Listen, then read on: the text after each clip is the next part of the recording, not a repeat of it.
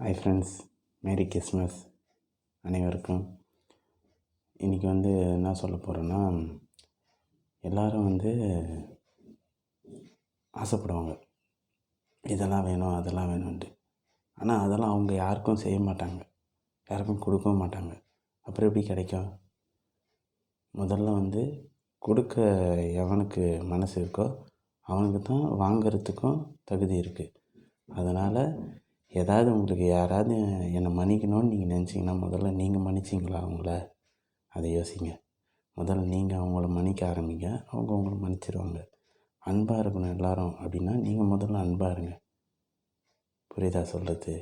அதனால் இன்றைக்கி கிறிஸ்மஸ், எல்லோரும் ஹாப்பியாக இருங்க.